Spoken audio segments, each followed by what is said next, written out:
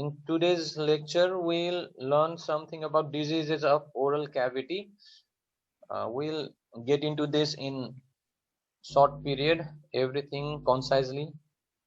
It is very vast. Disease of oral cavity cannot be covered in single class. So let's start with most common diseases, most common conditions of oral cavity. The first one is oral submucosal fibrosis.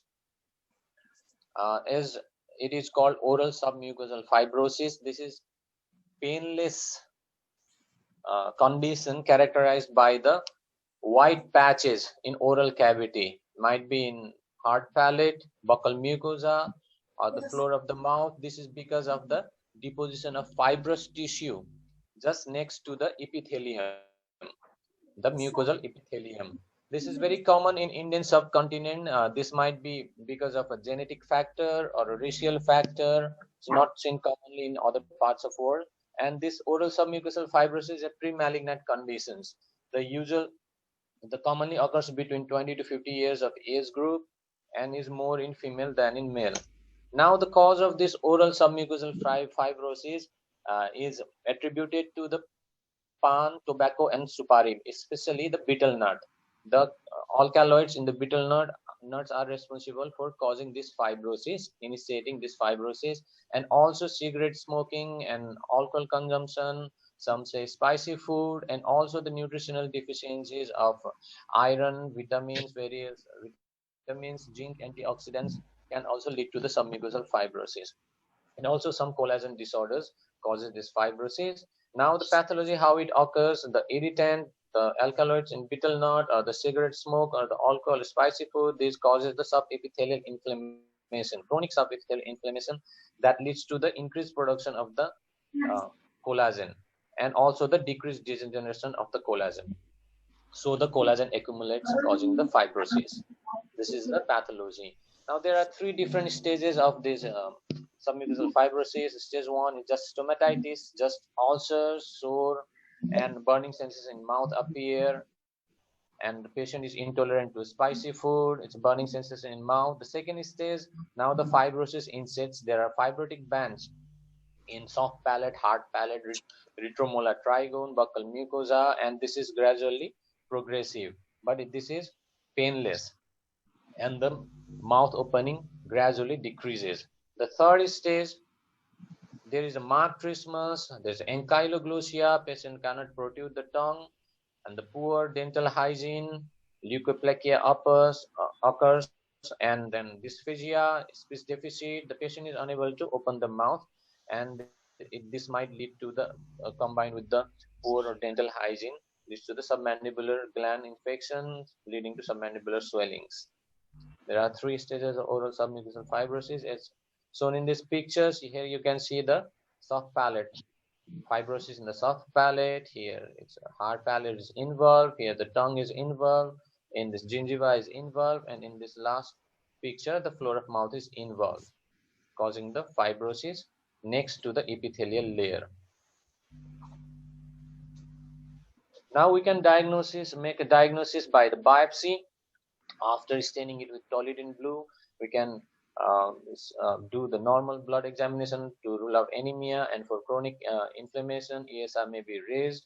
Now treatment, how it is treated: we can use the local steroids, injection steroids. We can perform the intralesional injection of steroids combined with the high uronidase, the enzyme that will degenerate the uh, uh, collagen in the fibrotic bands. 1 ml usually intraoral or submucosal is injected inside the fibrous bands once or twice a week for 6 to 8 weeks. And also we give these nutritional supplements like vitamins, zincs, and antioxidants.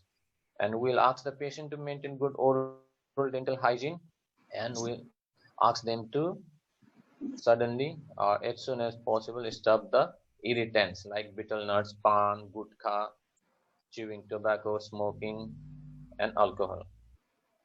Now, the surgical treatment for oral submucosal fibrosis that has caused the marked trismus, marked decreased opening in mouth, we do incisional or the incision or the sectioning of the fibrous bands.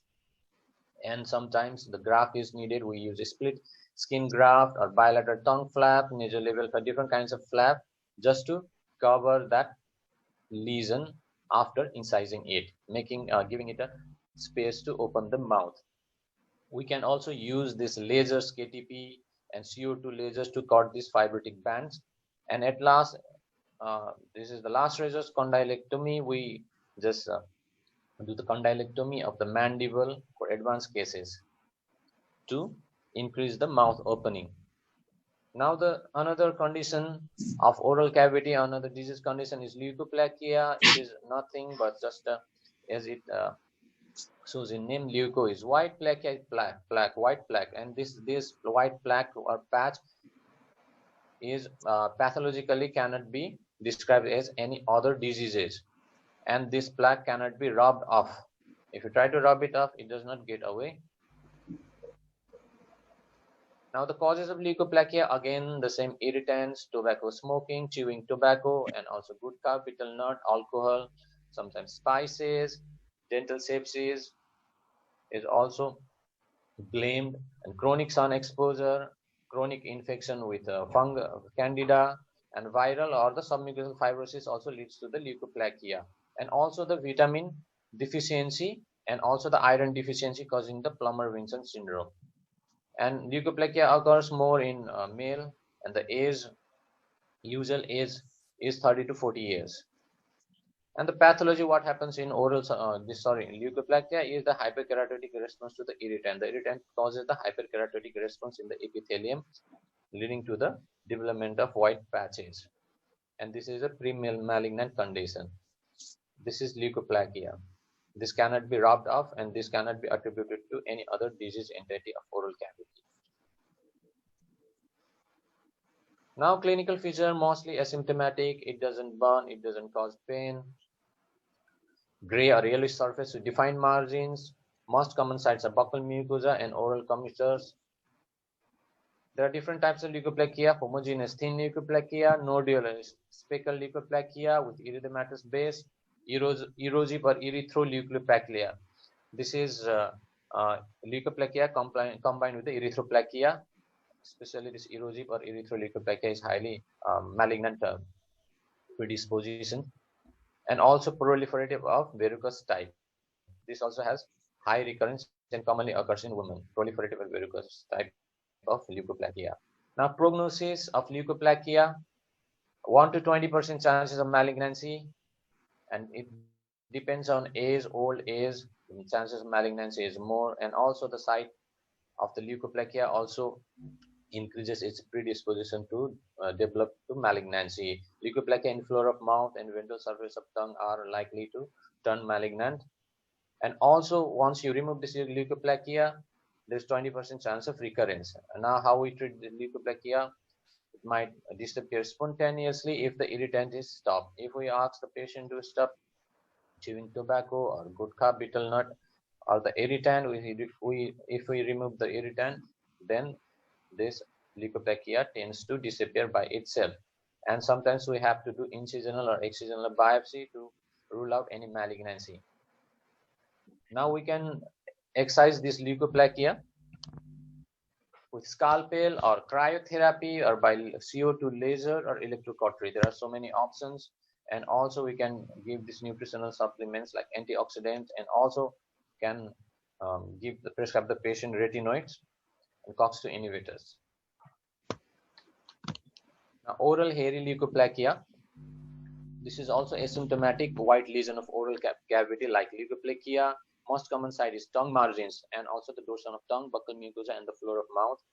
And the cause of this oral hairy leukoplakia, in case of leukoplakia, it was the irritants, but here the causative agent is Epstein-Barr virus, and this commonly occurs in immunocompromised patients like in HIV patients. Now, diagnosis on histology, we see the hyperkeratosis, and also we can demonstrate the Epstein-Barr virus in situ, or we can do the PCR or southern blot method test.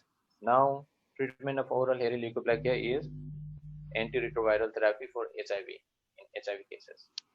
Now, this picture shows the oral hairy leukoplakia. It looks like hairs. It's different from the leukoplakia, which is continuous, or sometimes it might be speckled, but here It commonly occurs in the lateral margin and the dorsum of the tongue. So, oral hairy leukoplakia. The causative agent is Epstein-Barr virus in immunocompromised patients. Now, erythroplakia, the red plaque. This also, like leukoplakia, cannot be characterized by any other lesion, any other condition of oral cavity.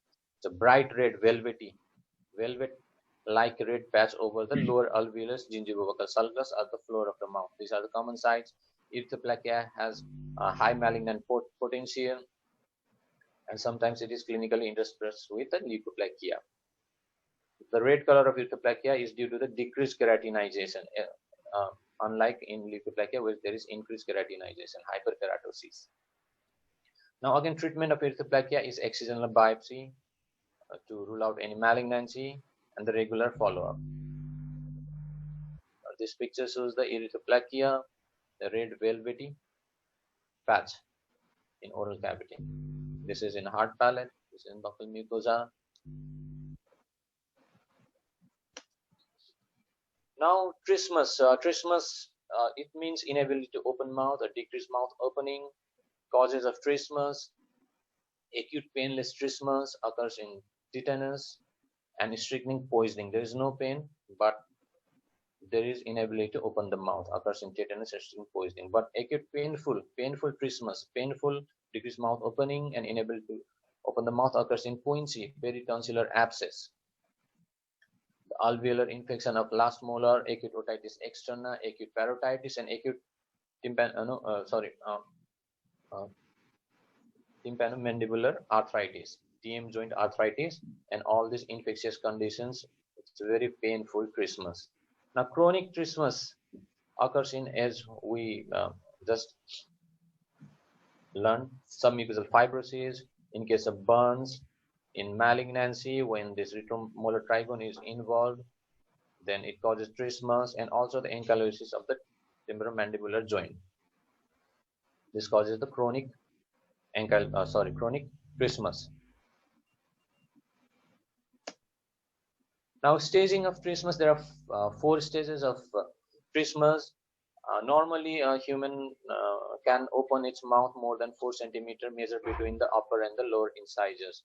The stage 1 trismus is when a person can open his mouth 2.5 to 4 centimeter wide. When it's less than 2.5 centimeter but more than 1 centimeter, it's stage 2. Stage 3 is less than 1 centimeter, and stage 4 trismus is total closure. Now, complications of inability of opening mouth trismus is dental sepsis, poor orodental hygiene, and poor nutrition. Patient cannot take the normal food through the decreased mouth opening. Sometimes the patient is able to take only the liquids through the decreased mouth opening, and in total closure stage 4 trismus, patient can't eat anything. Now, we can treat this trismus by reversing the cause of the trismus. All those acute painless and acute painful condition we can treat with infectious condition. We can treat with antibiotics, and all those chronic trismus we can, in case of submucosal fibrosis, we can cut the fibrotic bands, and at last the last result is condylectomy. You just cut the condyle of the mandible. Now, the next condition, very important condition of oral cavities, oral candidiasis. The causative agent is Candida albicans. It is a yeast-like fungi. It produces the hyphae, but they are pseudo-hyphae.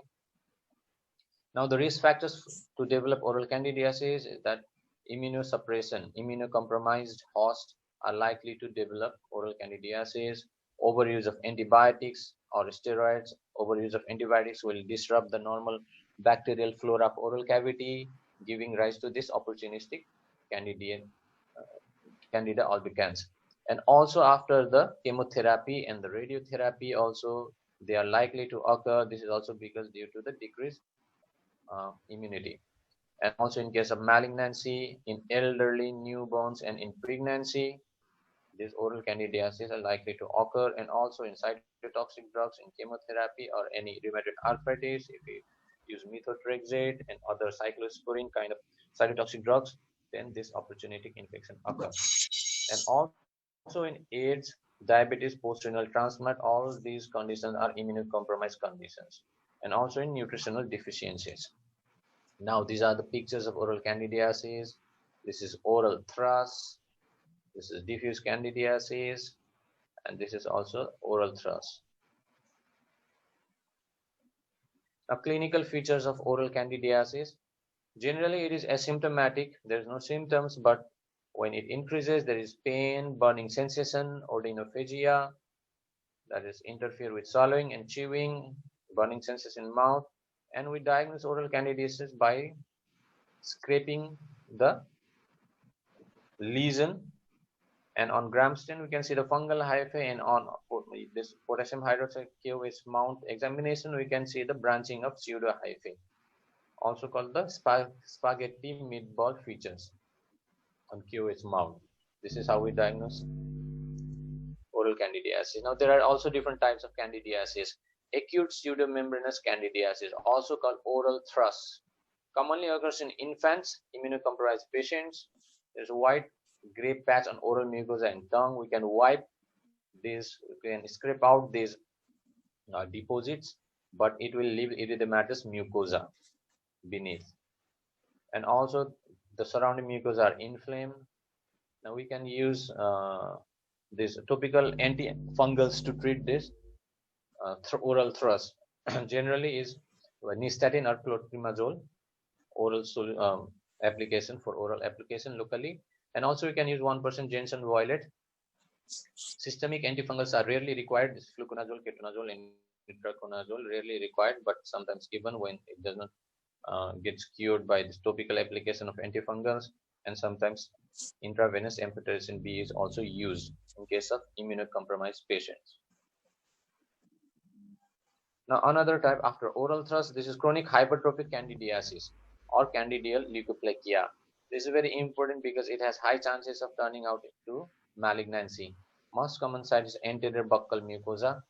The chalky plaque, dense chalky plaque, more thicker, which cannot be wiped off. In oral thrush, this plaque can be wiped off, leaving the erythematous mucosa, but here it cannot be wiped off, and it has high potential to turn out to malignancy. Now, treatment of this chronic hypertrophic candidiasis by the surgery. We should excise this lesion and long-term antifungal treatment. We can use nystatin or the intravenous amphotericin B. Now, other types of candidiasis are acute erythematous candidiasis, chronic erythematous candidiasis, angular candidiasis, and median rhomboidoglositis. Now, another painful condition of oral cavity is herpes simplex gingivostomatitis, or also called oral labial herpes. Now, cause is human herpes simplex virus (HSV1). This is commonly occurs in mucocutaneous junction and spreads by contact and saliva. Now, there are primary and secondary types. Primary types of herpes simplex gingivostomatitis affect 60 to 90% of population. This is very common, and very common in children also. It causes these constitutional symptoms like fever, malaise, headache, sore throat, and also lymphadenopathy. There are small vesicles, thin-walled, delicate cluster of fluid small vesicles that burst open, causing the ulcers. These are herpes simplex gingivostomatitis. The small vesicles are burst open to cause the ulcers. Multiple ulcers over the lips, tongue. Lips are commonly involved, and here mucocutaneous junction, lip and the skin, angle of the mouth involved, and also it also involves the gingiva, causing gingivitis. Now it's a very painful lesion, but it resolves within 7 to 14 days by itself. Now we can diagnosis done by viral isolation in the culture, cytological analysis of the vesicle, and the antibody against the HSV1. Treatment is by the topical anesthetic mouthwash. It's very painful condition, so we should use anesthetic mouthwash like diclofenac mouthwash or lidocaine medications. Also, we can use vitamins, but in this condition, we should avoid the steroids because that would aggravate this condition. Now, secondary recurrent HSV infection, gingival stomatitis, commonly in adults, and this is caused by the reactivation of the virus that has lied dormant in the trigeminal ganglion. During emotional stress, fatigue, fever, or the immunodeficiency state, or the trauma, this dormant virus in trigeminal ganglion, it gets activated. Common sites are vermilion border of leaves, herpes labialis, this is most common, and the recurrent intraoral herpes, hard palate and gingiva is involved, and this commonly occurs in the only on the one side. Unilateral lesions appear. Clinical feature very painful, burning sensations, pin-sized vesicles along the distribution of the nerve.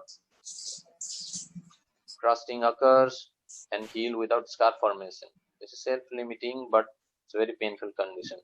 Treatment is by the acyclovir cream topical or and the systemic acyclovir, oral acyclovir 200 milligrams 5 times a day for 5 to 6 days. And also, steroids should not be given, that will aggravate the case. Now, another very common oral condition, painful condition, is recurrent aphthous stomatitis, also called as aphthous ulcers. These are commonly called canker sores. These are recurrent condition. This is the most common non-traumatic form of oral ulcer involving oral cavity and the oropharynx. The non-traumatic cause. It is also caused by the trauma, but most common non-traumatic form of oral ulcers. These are ulcers are shallow, superficial ulcer, are mobile, it's not fixed. Common areas are lips, tongue, buccal mucosa. Most commonly, it occurs in the lower vestibule, the space between the lower gingiva and the lower lip, and it doesn't involve the hard palate and gingiva also. It doesn't involve the gums. It's very painful. It commonly occurs between the occurs in women aged between 10 to 30 years. Local physical trauma, this is one of the cause. Psychological stress also causes food allergy. Nuts, spices, tomato, chocolate sometimes can cause this aphthous ulcers. Drug induced by NSAID, beta blockers, potassium channel blockers, vitamin deficiency, B12 and folic acid and iron deficiency, and hormonal disturbances, ultraviolet light, and sometimes viral. HIV or ulcerative colitis is also related to the aphthous ulcer, and also constipation is also said to be one of the cause of this aphthous ulcer. The clinical features is recurrent of multiple painful superficial ulcers in oral cavity and oropharynx, causes increased salivation, painful articulation and swallowing. The patient feels pain on swallowing also, on taking food and also speaking. There's no symptoms of fever, malaise and lymphadenopathy like in herpes simplex gingivostomatitis. So this is the differentiating feature between the aphthous ulcer and the HSV infection. Now this is typical aphthous ulcer. Multiple commonly occurs in gingivolabial sulcus, lower gingivolabial sulcus. This occurring in the lips, and this is the underside of the tongue, the ventral surface of the tongue.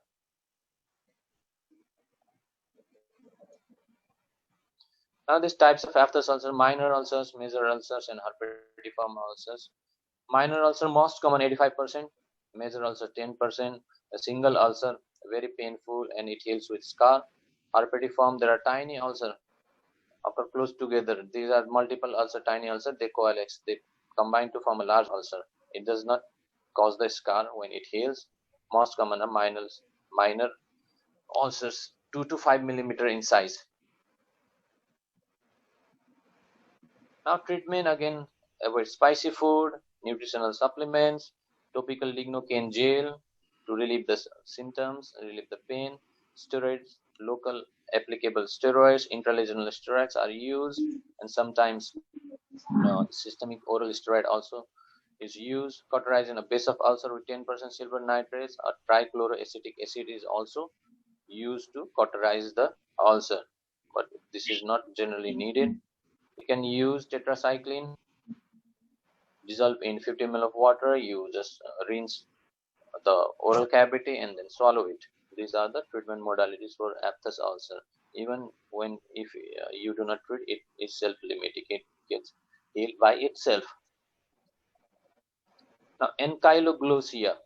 This is just the term for the reduced tongue protrusion. The tongue protrusion is restricted beyond the lower incisor. It does not get beyond the lower incisor, and this will cause the difficulty in phonation or in speech. A treatment when ankyloglossia is due to this, the remnant frenulum. This is the frenulum, prominent frenulum that will pull the tip of the tongue, does not let it protrude. So treatment is the incision, simple incision for the thin mucosal fold. We simply incise this fold and let it heal by itself. But in thick mucosal fold, we need the closure.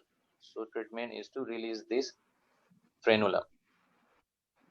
Ankyloglossia is commonly called tongue tie, especially in children, but it might also occur in adults.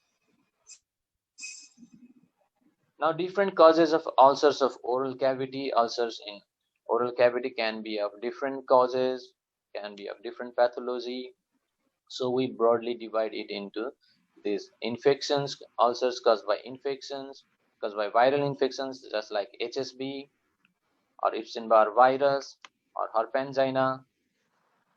hand, foot, and mouth diseases. These are the prion disease also cause hand, foot, and mouth disease, and bacterial or Vincent's infection caused by Vincent, this bacteria Borrelia vincenti, and also by TB and syphilis. This Mycobacterium TB also causes the ulcer in the tongue and the oral cavity, and this is characterized by the undermined margin. And syphilis also causes the ulcer in oral cavity, both primary and the tertiary syphilis. And fungal infection, candidiasis, also can cause the ulcers. Immune disorders like Ephthus ulcers is also immune disorder. Behçet's syndrome is also immune disorder, and also can also be caused by the trauma, physical trauma, by jagged tooth, sharp tooth, cheek bite, ill-fitting denture, or chemical cauterization for certain lesions.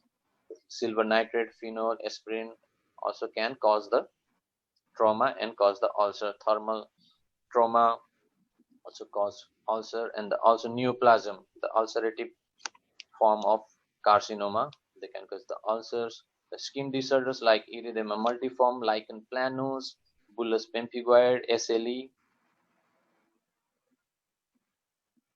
they can cause ulcer. Blood disorders like leukemia, granulocytosis, pancytopenia, all the sickle cell anemia can also cause ulcer. Sometimes drug allergy to mouthwashes, toothpaste, or the system reaction to the systemic drugs can also cause the ulcers in oral cavity. Vitamin deficiencies, iron deficiencies, Plummer-Vinson syndrome, this can cause ulcers. And other radiation can cause radiotherapy, or the chemotherapy can cause the ulcer in oral cavity. Also in diabetes mellitus and uremia, these are also the causes for the ulcer in oral cavity.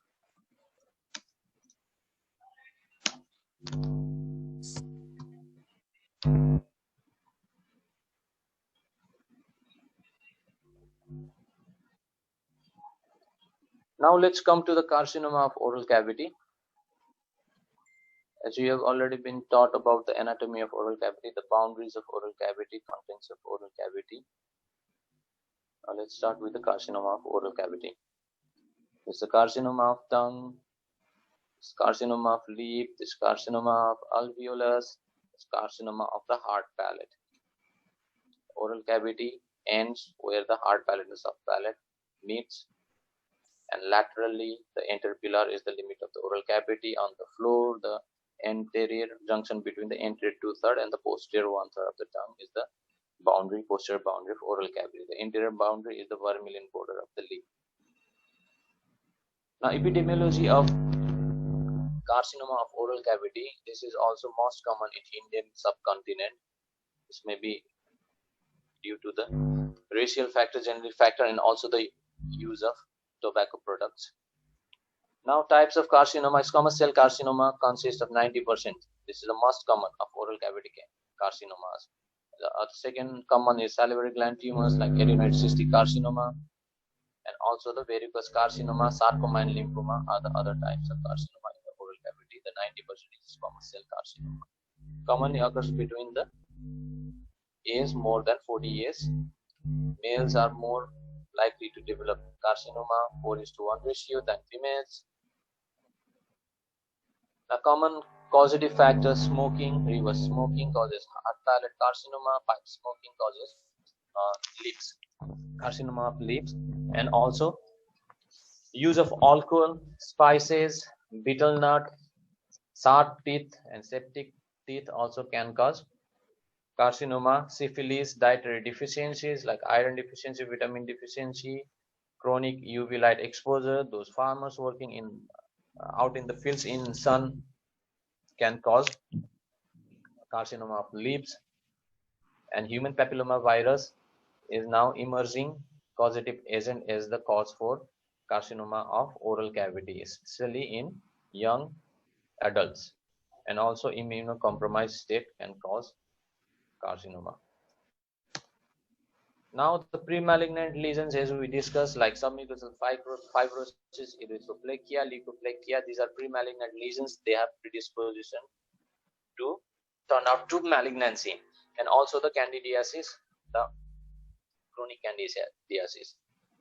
Also the Plummer-Vinson syndrome, lichen planus. And the sites of development of carcinoma, most common sites are lateral margin of tongue.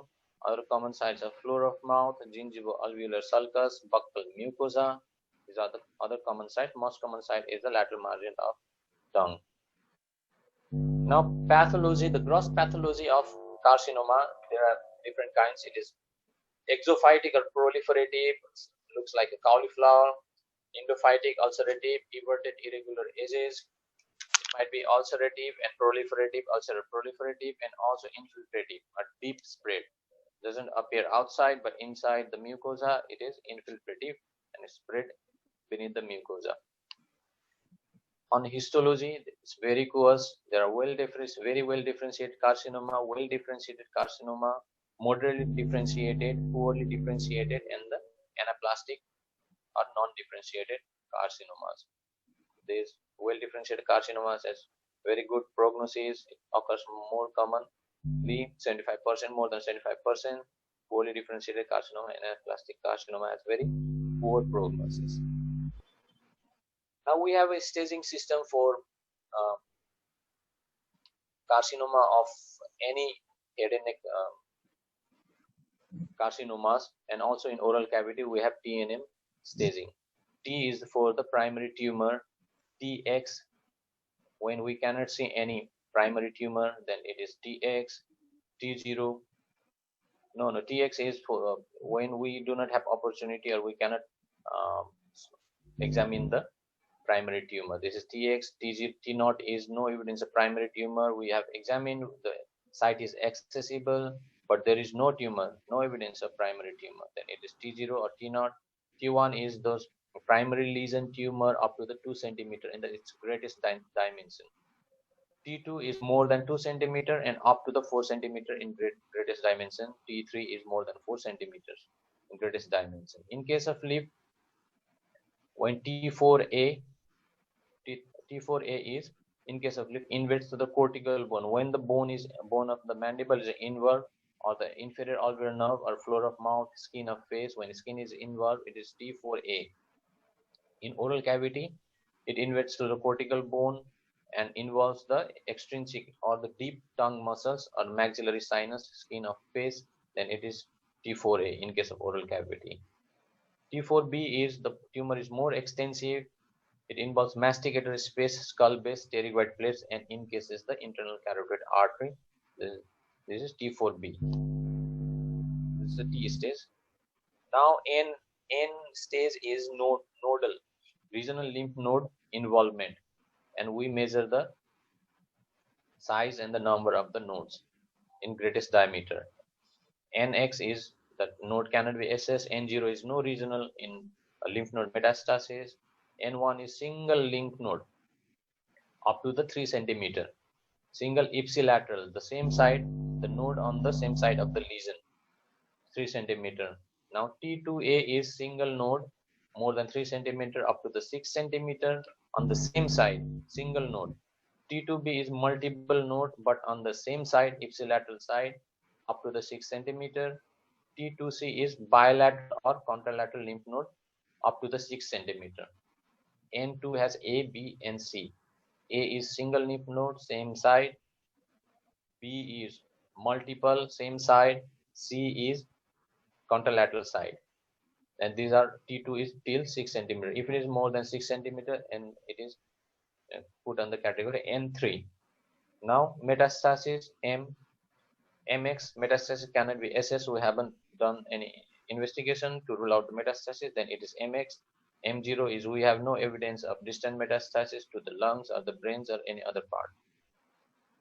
M1 is distant metastasis present to the lungs, spine, liver, brain. If there is any metastasis, then it is called M1. So we have T, N, and M staging. Now we stage the oral cavity cancers according to this TNM scores. Now stage 0 is when the tumor is in situ. It has not, it's just in the epithelium. It does not has infiltrated the basement membrane, and there is no nodes metastasis to regional lymph nodes and no distant metastasis. It is stage 0. Stage 1 is T1 lesions. T1 lesions is till 2 centimeter of the primary lesion. There is no node involved and no metastasis. This is stage 1. Stage 2 is T2 lesion with no node metastasis. And when the node metastasis sets in, then it's stage 3. Stage 3, even though there is no nodal regional node metastasis, the lesion is T3, it's more than 4 centimeter, then it is called stage 3. Or T1 to T3 lesions with nodal metastasis, that is also N1, a single ipsilateral less than 3 centimeter node. If it is there, then stage 3. Now stage 4, divided into stage 4A, B, and C. Stage 4A is stage T4A, T4 lesions more than 4 centimeter, and N0 to N1. If there is the single node, then if there is node more than 3 centimeter, this N2, and the primary tumor is T1 to 4A, then it's just 4A, 4B, is T4B, and the nodal stages is N2 till N2, and here until N3. Till the node is N3, 1 to N3 has also 3. आवाज त्यतैबाट मिलाउनु पर्छ के sir हैन त यताबाट त मैले host गर्दिए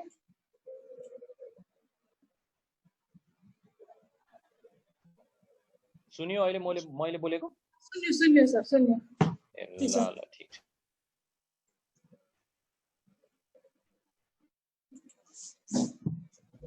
Okay, these are the staging system TNM. We can read it later also, but this is how it is staged, just like any other carcinomas.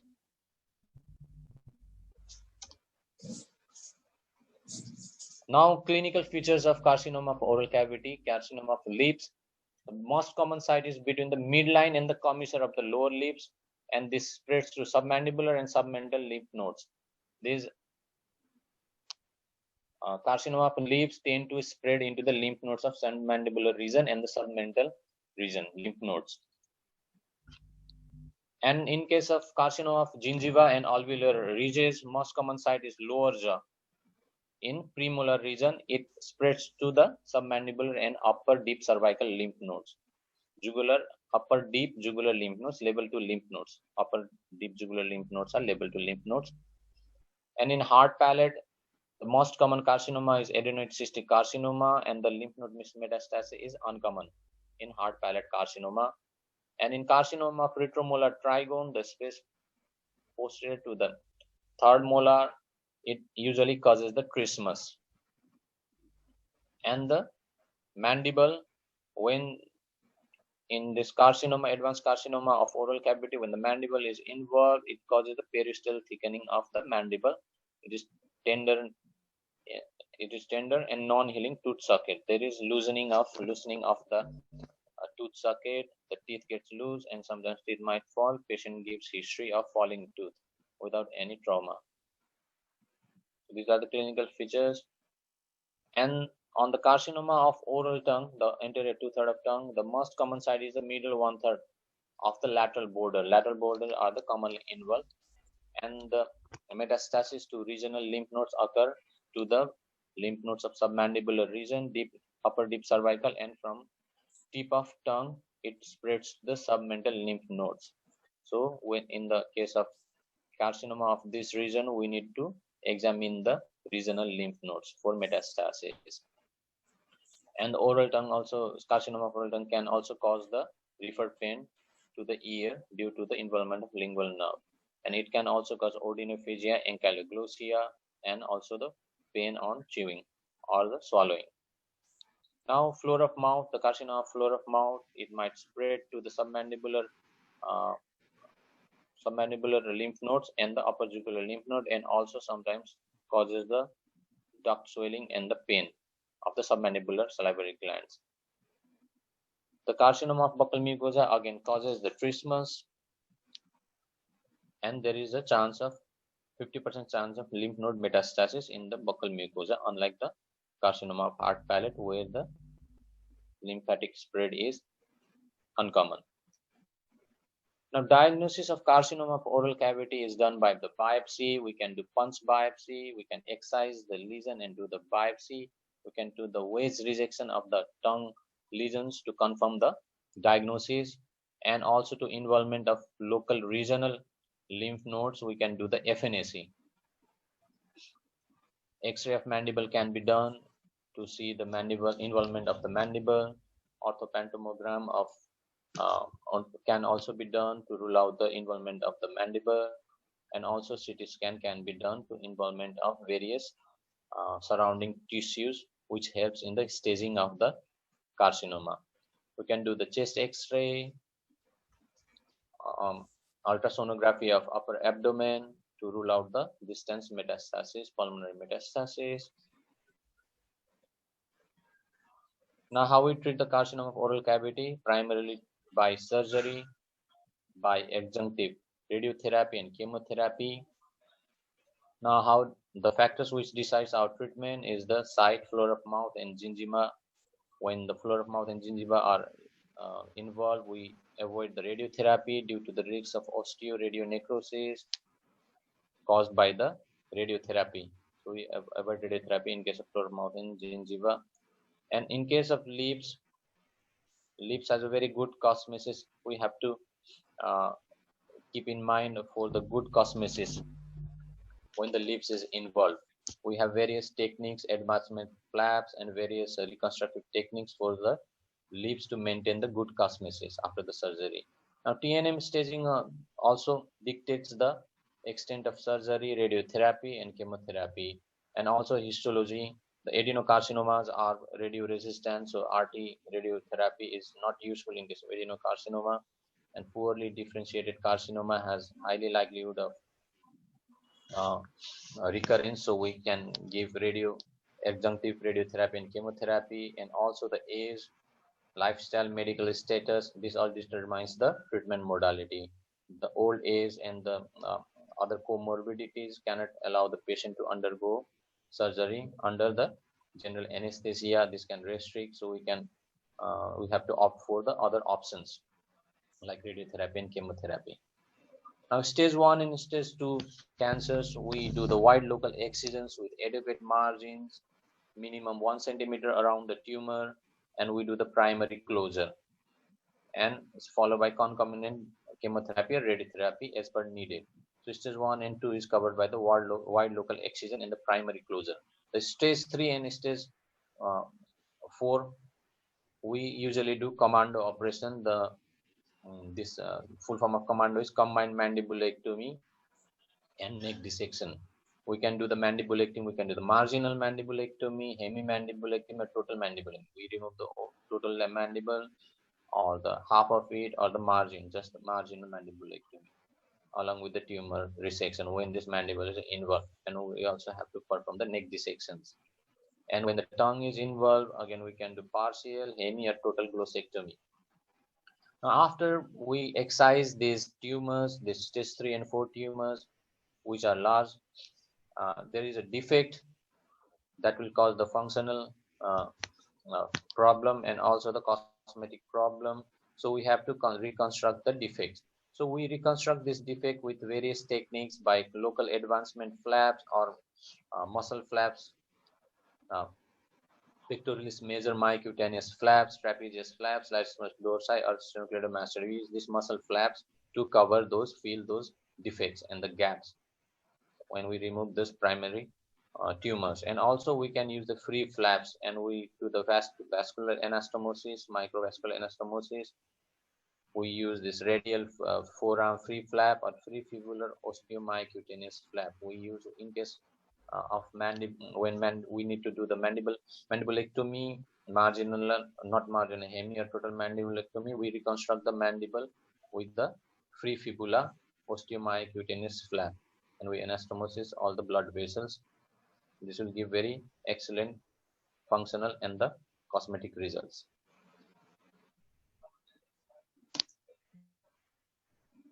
Now, in case of neck dissection, in which cases we need to do neck dissection when there is no lymph node involved, clinically negative, we can do elective or functional neck dissection after level 1, 2, 3, and 4. And we preserve the interjugular vein, accessory nerve, sternocleidomastoid. But in case of positive nodes, more than 2 or extra capsular spread, if there are 2 nodes or there is a extra capsular spread of lymph node, we need post-operative RT, radiotherapy. We can do elective radiotherapy. In case of N1, N2A, and N2B, we need to do radical neck dissection or modified radical neck dissection. There are also types of neck dissections which will be very expensive in this class. So we, on all these neck N1, N2, and N2B, we do this neck dissection followed by the radiotherapy. And also we can do radical radiotherapy. And in case of N2C, we can do radical neck dissection on the ipsilateral side, and on the contralateral side we preserve the IJV. We cannot ligate the both IJVs. In radical neck dissections, we ligate the IJV, we sacrifice the IJV, we sacrifice the spinal accessory nerve, and we sacrifice the sternocleidomastoid muscle. N2C is when the node of the opposite side is also involved. So we spare the IJV of the contralateral side. And in case of inoperable disease due to the T status of the staging of the patient, or due to the any medical comorbidities, so we cannot operate the patient, then we do go for the radical radiotherapy. And in case of N3, we do radical radiotherapy. And also other options for treatment is adjunctive chemotherapy, photodynamic therapy, organ preservation therapy. And after this surgery, we have to involve the patient in speech or swallowing rehabilitation therapy, and also the pain management palliative therapy for those patients in which we cannot cure or operate the disease. We need to send the patient for the palliation and for the pain management. Now, the prognosis of carcinoma of oral cavity, the average 5-year survival rate is 50 to 57%. It depends on the site and the stage of the tumor. The lesser stages tumor have high 5-year survival rate, and the time of presentation, the late presentation, have very poor prognosis. And there are risks of secondary primary tumor. Those patients, they have concomitant other primary tumors. You excise one tumor, but on the other side the tumor might be developing by itself. And also there might be metastasis to the lungs, commonly to the lungs, and then the liver, brain, spine. So distant metastasis. This also distant metastasis has very, very poor prognosis. And also the type, histological type, the infiltrative type has very poor prognosis. And also the poorly differentiated carcinoma has very poor prognosis. So this is about the carcinoma of oral cavity, and very brief explanation, brief presentation for the conditions of oral cavities. There are so many conditions, just like French mouth, hand-mouth, foot, hand-foot-mouth disease, syphilis, sarcoidosis, SLE, other chronic granulomatous disease that manifest as oral conditions. So